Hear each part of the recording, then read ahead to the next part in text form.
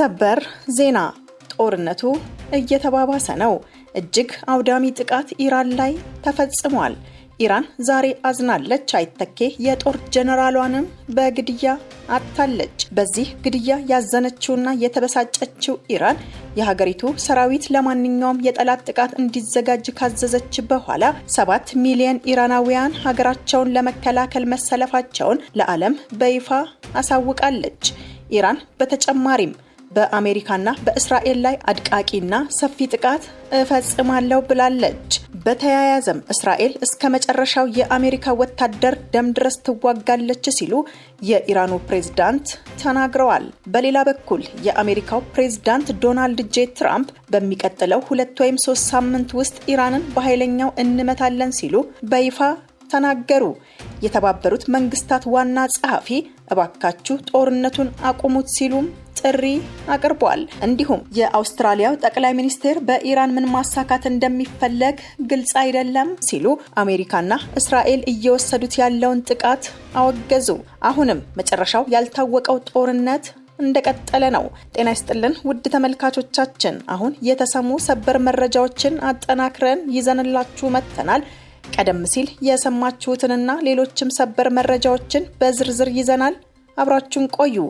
በቀጣይ ፈጣን እውነተኛና ሰበር መረጃዎችን ለማግኘት ቻናሉን ሰብስክራይብ በማድረግ የደውል ምልክቷንም በመጫን ቤተሰብ ይሁኑ። ይህን መረጃ ደግሞ ላይክ በማድረግ ቤተሰብነታችሁን አጠናክሩ። አሁን መረጃዎቹን በዝርዝር እንመለከታለን። እስከ መጨረሻው አብራችሁን ቆዩ።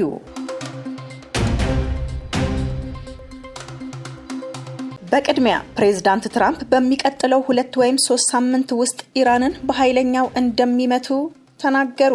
የአሜሪካ ፕሬዝዳንት ዶናልድ ትራምፕ በሚቀጥለው ከ2 እስከ 3 ሳምንት ባለ ጊዜ ውስጥ ኢራን ላይ እጅግ ኃይለኛ የሆነ ጥቃት በመፈጸም የጀመሩትን ተግባር በጣም በፍጥነት እንደሚያጠናቅቁ አስታወቁ። ትራምፕ ትናንት ምሽት ለሀገሪቱ ሕዝብ ባደረጉት በቴሌቪዥን የተላለፈ ንግግር የአሜሪካ ጦር በኢራን ጦርነት ሊያሳካ የፈለጋቸው ግቦች ላይ ለመድረስ መቃረቡንም ገልጸዋል። ጦርነቱ መቼ ይጠናቀቃል ለሚለው ግን የጊዜ ሰሌዳ ከመስጠትም ተቆጥበዋል። ትራምፕ ባደረጉት ንግግር በኢራን በተዘጋው የሆርሙዝ ወሽመጥ በኩል የሚያልፍ ነዳጅ የሚረከቡ ሀገራት ድፍረትን በማሳየት ወሳኙን መተላለፊያ እንዲቆጣጠሩም ጠይቀዋል። ትራምፕ 20 ደቂቃ ገደማ በፈጀው የዋይት ሃውስ ንግግራቸው አሜሪካ በዚህ ጦርነት የያዘቻቸው ዋነኛ ስትራቴጂክ ግቦች ሊጠናቀቁ እንደተቃረቡም ተናግረዋል። የኢራን ባህር ኃይል የድሮንና ባላስቲክ ሚሳኤል ጦሮችም ተደምስሰዋል ብለዋል። በጣም በአጭር ጊዜ ውስጥ በሚቀጥለው ከ2 እስከ 3 ሳምንት በሚሆን ጊዜ ውስጥ እጅግ በኃይለኛው እንመታቸዋለን ሲሉም ዝተዋል። ፕሬዝዳንቱ ከኢራን አመራር ጋር እየተካሄደ ነው ስላሉት ንግግር ዝርዝር መረጃዎችን ከመስጠትም ተቆጥበዋል። ድርድሩ ፍሬ አልባ የሚሆን ከሆነ የኢራን የኢነርጂ መሰረተ ልማትን እንደሚመቱም ጠቁመዋል። ስምምነት ላይ ካልተደረሰ እያንዳንዱን የኤሌክትሪክ ኃይል ማመንጫ በጣም በኃይለኛው እንመታለን፣ ምናልባት ተመሳሳይ ጊዜ ላይም ብለዋል። ምንም እንኳን ከሁሉም አንጻር ቀላሉ ኢላማ ቢሆንም ነዳጃቸውን አልመታንም፣ ምክንያቱም የመትረፍ ወይም መልሶ የመገንባት ትንሽም እንኳን እድል አይሰጣቸውም ሲሉም ተደምጠዋል። ትራምፕ ከዚህ ንግግራቸው አስቀድመው ኢራን የተኩስ አቁም እንዲደረግ ጠይቃለች በማለትም ጽፈው ነበር። የኢራን ውጭ ጉዳይ ሚኒስቴር በቶሎ በሰጠው ምላሽ የፕሬዝዳንቱን ገለጻ ሐሰትና መሰረተ ቢስ ነው ብሎታል። ትናንቱን ንግግራቸውን ከዚህ ቀደም እንዳደረጉት ሁሉ የአሜሪካ አጋሮች የሆርሙዝ ወሽመጥን ደህንነት ለማረጋገጥ እንዲንቀሳቀሱም ጠይቀዋል። ቢዘገይም ድፍረትን አሳዩ፣ እንዲሁም ወደ ወሽመጡ ሄዳችሁ ያዙትም ብለዋል። ሀገራቸውን ከኔቶ የማስወጣት ሀሳብ እንዳላቸው ሲገልጹ የነበሩት ትራምፕ በዚህ ንግግራቸው ከወታደራዊው ጥምረት ጋር ወደፊት ስለሚኖረው ሁኔታም አልጠቀሱም። የተባበሩት መንግስታት ዋና ጸሐፊ አሜሪካና እስራኤል ጦርነቱን እንዲያቆሙ ጥሪ አቀረቡ። የተባበሩት መንግስታት ዋና ጸሐፊ አንቶኒዮ ጉቴሬስ በኒውዮርክ ለጋዜጠኞች በሰጡት መግለጫ ጦርነቱ በአስቸኳይ እንዲቆምና በሁለቱም ተፋላሚ ወገኖች ዘንድ የተኩስ አቁም እንዲደረግ ጥሪ አቀረቡ። በመካከለኛው ምስራቅ ላይ ከፍተኛ ጫና የሚያደርስና በዓለም ዙሪያም ከፍተኛ አሉታዊ ተጽዕኖ የሚያደርስ ሰፊ ጦርነት አፋፍ ላይ ነንም ብለዋል። እየጨመረ የመጣውን የዋጋ ንረት ጠቅሰው ሰዎች ከነዳጅና ከምግብ ዋጋ መጨመር ጋር እየታገሉ መሆኑንም ተናግረዋል። የሆርሙዝ የባህር ወሽመጥ ሲዘጋ በዓለም ላይ በጣም ድሃና ተጋላጭ የሆኑት መላወስ አይችሉም ብለዋል። አለመግባባቶች በሰላማዊ መንገድ እንዲፈቱ ጥሪ ያቀረቡት ዋና ጸሐፊው የኒውክሌር ተቋማትን ጨምሮ የሲቪል መሰረተ ልማቶች መከበርና መጠበቅ እንዳለባቸውም ተናግረዋል። አክለውም መልእክቴ ግልጽ ነው፣ ለዩናይትድ ስቴትስ እና ለእስራኤል ከፍተኛ የሰው ልጅ ስቃይ እያደረሰ ያለውንና አስከፊ የኢኮኖሚ መዘዝ የሚያስከትለውን ጦርነት ለማቆም ጊዜው አሁን ነው። ኢራናውያን ደግሞ ጎረቤቶቻችሁን ማጥቃት አቁሙ ብለዋል ጉቴሬዝ። የአውስትራሊያው ጠቅላይ ሚኒስትር በኢራን ምን ማሳካት እንደሚፈለግ ግልጽ አይደለም አሉ። የአውስትራሊያ ጠቅላይ ሚኒስትር አንቶኒ አልባኔዝ ኢራን የኒውክሌር ጦር መሳሪያ እንዳይኖራት ማድረግን እንደሚደግፉ ቢገልጹም ከዚያ በዘለለ ምን ማሳካት እንደተፈለገ ግልጽ አይደለም ሲሉ ጥያቄያቸውን አስተጋቡ። በኢራን ምን ማሳካት እንደሚፈለግ ግልጽ አይደለም ያሉት አልባኔዝ ጦርነቱ በምን ሁኔታ እንደሚያከትምም በውል አይታወቅም በማለት ሀሳባቸውን ገልጸዋል። ጠቅላይ ሚኒስትር አልባኔዝ መልእክት ያስተላለፉት ፕሬዝዳንት ዶናልድ ትራምፕ ለአሜሪካውያን ንግግር ባደረጉበት ወቅት ነው። ጦርነቱ መቼ እንደሚያከትም ትራምፕ የጊዜ ገደብ አስቀምጠው እንደሆነ የተጠየቁት አልባኔዝ ይሄ ከመጀመሩ በፊት አውስትራሊያ አስተያየቷን አልሰጠችም በማለትም ምላሻቸውን ሰጥተዋል። አክለውም የተባባሰ ነገር ማየት እንደማንፈልግ በግልጽ ተናግሬያለሁ፣ እንዴት ያልቃል የሚለው ላይም የጠራ መረጃ መኖር አለበትም ብለዋል። ጠቅላይ ሚኒስትሩ ሀገራቸው በጦርነቱ ቀጥተኛ ተሳታፊ እንዳልሆነች ጠቅሰው ነገር ግን አውስትራሊያውያን ከፍተኛ ዋጋ እየከፈሉ ነው ሲሉም ተናግረዋል። ከዋና ከተማዋ ቴህራን ወደ ካራጅ ከተማ በሚወስደውና በመካከለኛው ምስራቅ ከፍተኛ ድልድይ ተብሎ በሚታወቀው አውራ ጎዳና ላይ በተፈጸመ ጥቃት በርካታ ሰዎች መቁሰላቸውን የኢራኑ ፋርስ የዜና ወኪል ዘግቧል። ከቴህራን በስተምዕራብ በምትገኘው በካራጅ ከተማ ውስጥ የሚገኙ ሌሎች አካባቢዎችም በተመሳሳይ የአሜሪካና የእስራኤል ጥቃት ኢላማ መሆናቸው ታውቋል። በተያያዘ ዜናም በኢራን በሚገኙ የሕክምና ተቋማት ላይ ሰፊ ጉዳት መድረሱ ተገልጿል። የኢራን ጤና ሚኒስቴር እንዳስታወቀው ጥቃቱ የአንድ ክፍለ ዘመን ዕድሜ ባለው ታሪካዊው የኢራን ፓስተር ኢንስቲትዩት የሕክምና ምርምር ማዕከል ላይም አነጣጥሯል። የኢራን ቀይ ጨረቃ ማህበር መረጃ እንደሚያመለክተው ጦርነቱ ከተጀመረበት ጊዜ አንስቶ ቢያንስ 316 ሆስፒታሎች፣ የጤና እንክብካቤና የሕክምና አገልግሎት መስጫ ተቋማት ጉዳት ደርሶባቸዋል ወይም ሙሉ በሙሉ ወድመዋል። ከነዚህ የሕክምና ማዕከላት በተጨማሪ በምዕራብ ቴህራን ግዛት የሚገኘው የቶቫፎግ ኢዳሩ የመድኃኒት ምርምርና ማምረቻ ኢንስቲትዩት፣ በቴህራን ከተማ የሚገኘው የጋንዲ ሆስፒታል እንዲሁም በምዕራብ ኢራን ኬርማንሻ ግዛት የሚገኘው የፋራቢ ሆስፒታል እና የሕክምና ማዕከል የጥቃቱ ኢላማ ከሆኑት ዋና ዋና የጤና ተቋማት መካከል እንደሚገኙበትም ተጠቁሟል። በተያያዘም በኢራን ከሚገኙት ግዙፍ የብረት አምራች ፋብሪካዎች መካከል ሁለቱ የሆኑት በአህቫዝ ከተማ የሚገኘው ኩዘስታን ስቲል ኩባንያና በማዕከላዊ ኢስፋን ግዛት የሚገኘው ሞባራኬ ስቲል ኩባንያ በተከታታይ በተሰነዘረባቸው የአሜሪካና እስራኤል ጥቃት ምክንያት ሙሉ በሙሉ ከስራ ውጪ መሆናቸውን አስታወቀ። ሞባራኬ ስቲል ኩባንያ ባወጣው መግለጫ በተፈጸመብን ከፍተኛ ጥቃት ምክንያት የማምረቻ መስመሮቻችን ሙሉ በሙሉ ተዘግተዋል ብሏል። በተመሳሳይ የኢራንን ሚዛን ኦንላይን ድረገጽ ዘገባ ዋቢ በማድረግ የኩዘስታን ስቲል ኩባንያ የስራ ሂደት ወይንም ኦፕሬሽን ምክትል ኃላፊ የሆኑት ሜህራን ፓክቪን እንደገለጹት ኩባንያው ስራ ያቆሙትን የማምረቻ ክፍሎች ቢያንስ ለመጪዎቹ 6 ወራት ዳግም ጠግኖ ወደ ስራ ያስገባል ተብሎ አይጠበቅም። እስራኤል እስከ መጨረሻው የአሜሪካ ወታደር ደም ድረስ ትዋጋለች ሲሉ የኢራኑ ፕሬዝዳንት ተናገሩ። የኢራኑ ፕሬዝዳንት መሱድ ፐዘሽኪያን ለአሜሪካ ሕዝብ በጻፉት ግልጽ ደብዳቤ በፕሬዝዳንት ዶናልድ ትራምፕ የሚመራው የአሜሪካ መንግስት በመካከለኛው ምስራቅ እየተከለ ያለውን ፖሊሲም በጽኑ ኮንነዋል። ፕሬዝዳንቱ አሜሪካ ለእስራኤል የምታደርገው ያልተገደበ ድጋፍ ሀገሪቱን የእስራኤል ተላላኪ እያደረጋት ነው ሲሉም ወንጅለዋል። እስራኤል ኢራንን ለመውጋት የምትፈልገው እስከ መጨረሻው የአሜሪካ ወታደር ደምና እስከ መጨረሻው የአሜሪካ ህዝብ የግብር ከፋይ ዶላር ድረስ ነው ሲሉ የገለጹት ፕሬዝዳንቱ የትራምፕ አሜሪካ ትቅደም መርህ አሁን ካለው የእስራኤል ጥቅም የማስቀደም አካሄድ ጋር እንደሚቃረንም አመልክተዋል። ፔዜሽኪያን ኢራን በታሪኳ ወረራን ወይንም ቅኝ ግዛትን መርጣ እንደማታውቅና በዘመናዊ ታሪኳም ጦርነት ጀምራ እንደማታውቅም አብራርተዋል።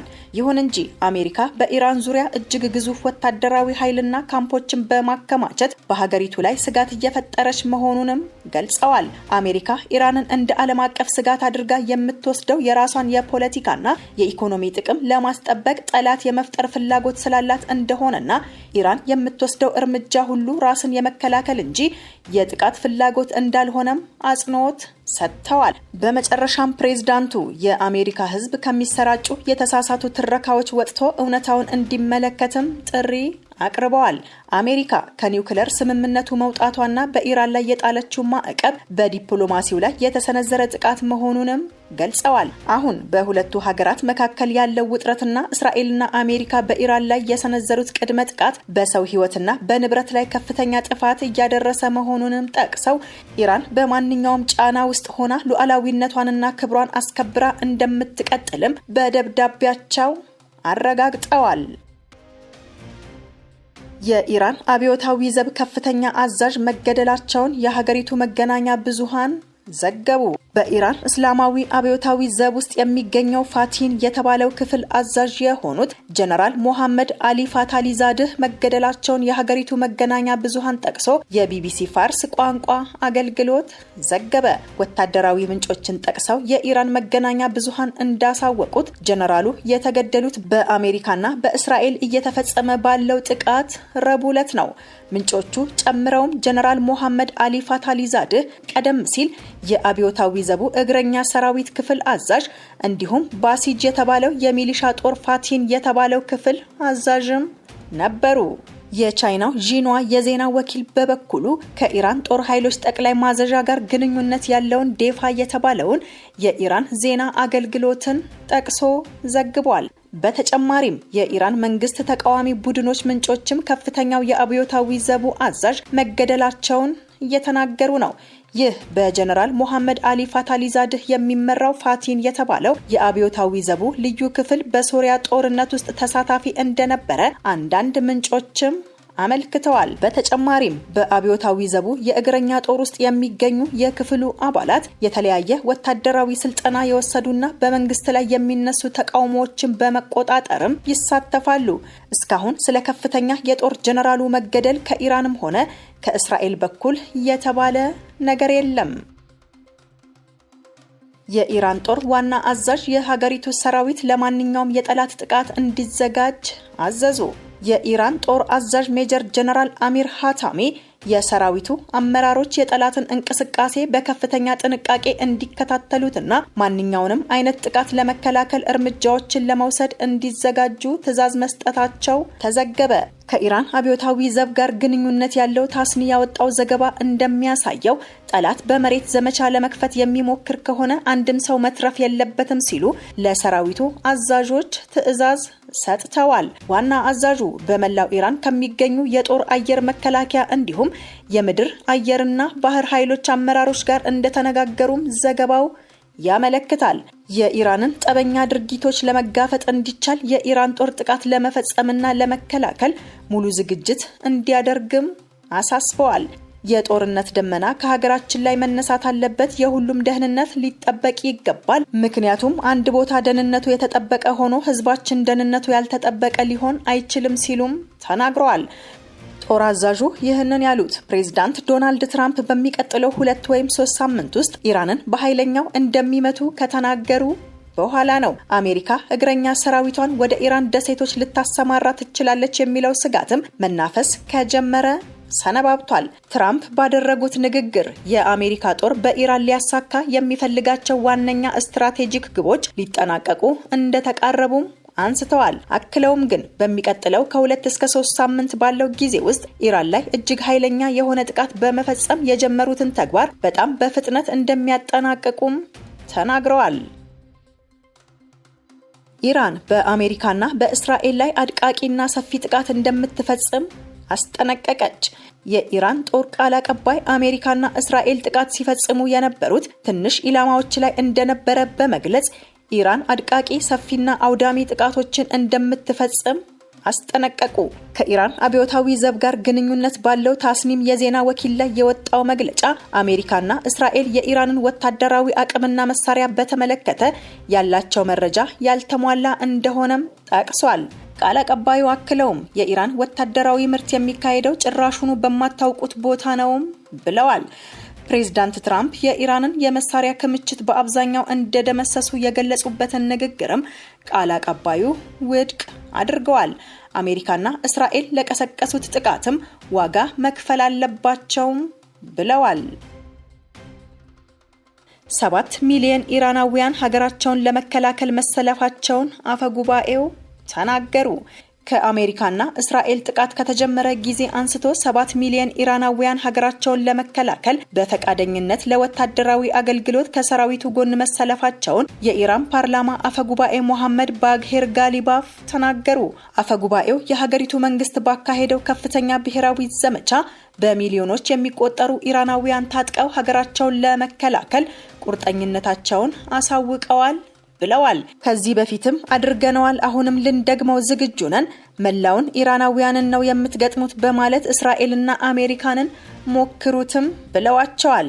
በኢራን መንግስት ውስጥ ከፍተኛ ተሰሚነት ያላቸው አፈጉባኤው ይህንን ያሉት ፕሬዝዳንት ትራምፕ እየተካሄደ ያለው የድርድር ጥረት ውጤት ካላስገኘ በቀጣዮቹ ጥቂት ሳምንታት በሚፈጽሙት ጥቃት ኢራን ከፍተኛ ውድመት ይገጥማታል ብለው ካስጠነቀቁ በኋላ ነው። አሁን በሚሊዮኖች የሚቆጠሩ ኢራናውያን ጠመንጃ በማንሳት ጠላትን ሊፋለሙ እንደተዘጋጁ የገለጹት አፈጉባኤው በኢራን መንግስት ውስጥ ለመነጋገር የሚሆኑ ሰውና ቀጣዩ የሀገሪቱ መሪ ይሆናሉ እያለች አሜሪካ በተደጋጋሚ የምትጠቅሳቸው ባለስልጣን ናቸው። በተጨማሪም የኢራን ጦር አዛዥ ሜጀር ጀነራል አሚር ሀታሚ የሀገሪቱ ሰራዊት የሚሰነዘር የጠላት ጥቃትን ለመከላከልና አስፈላጊውን እርምጃ ለመውሰድ ዝግጁ እንዲሆንም አዘዋል።